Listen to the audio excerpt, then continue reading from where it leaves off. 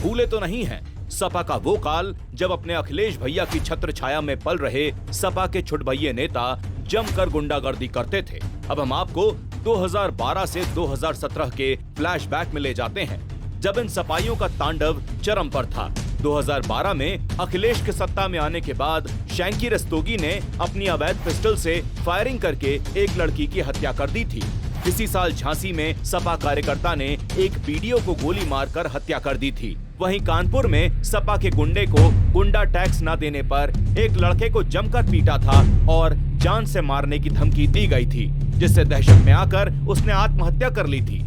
2013 के मुजफ्फरनगर दंगे का वो भयानक मंजर तो आपको याद ही होगा, जिसमें दर्जनों लाशें बिछ गई थी। इस दंगे में सपा नेता राशिद सिद्दीकी का नाम आया था। जब गिरफ्तारी का वारंट जारी हुआ तो तत्कालीन अखिलेश सरकार अपने नेता की ढाल बन गई और तमाम तथ्यों को नजरअंदाज कर प्रशासन के माध्यम से राशिद सिद्दीकी को खुद ही पाक साफ करार कर दिया।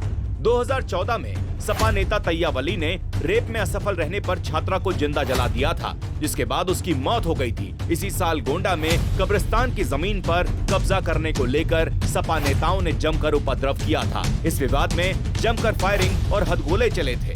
मौके पर तैनात पुलिस वालों को अपनी जान बचाकर भागना पड़ा था। इतना ही नहीं, सहारनपुर में तो सपा नेताओं ने अपने समर्थकों के साथ कोतवाली में ही धावा बोल दिया था। कोतवाली के गेट पर ही एआरटीओ को गाड़ी से खींचकर धक्का मुक्की की थी। बचाव में आए दरोगा को भी जमकर पीटा था। साल 2015 में सपा नेता सचिन कसाना ने रंगदारी न देने पर मेरठ के एक होटल में जमकर तोड़फोड़ और फायरिंग की थी। साथ ही सरेआम धमकी देते हुए कहा था कि अगर 1 करोड़ नहीं दिए तो होटल नहीं चलने दूंगा। यही नहीं, सपा नेताओं के दबाव में पुलिस ने कोई कार्रवाई भी नहीं की थी। इसी साल कानपुर में सपा नेता राजनाथ सिंह यादव ने घर में घुसकर पड़ोसी महिला और उनकी बेटियों की जमकर पिटाई की थी। पीलीभीत में भी सपा नेता ने टाइगर रिजर्व के जंगलों में अपने साथियों के साथ मिलकर मारपीट और फायरिंग की थी।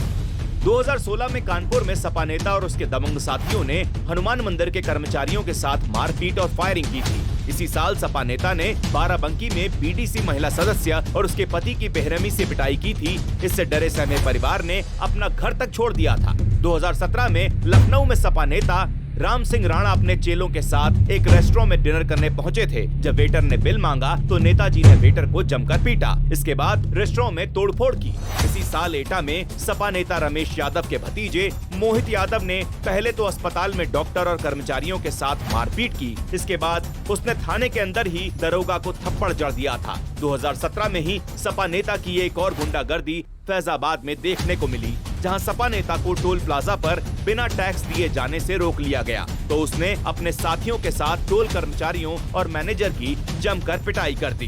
खैर, सपा नेताओं के गुंडई के ऐसे कई हजार किस्से हैं जिन्हें जानकर आपको सपा से नफरत हो जाएगी। इसलिए अपने एक वोट की ताकत से सपाई गुंडों को जड़ से खत्म करें।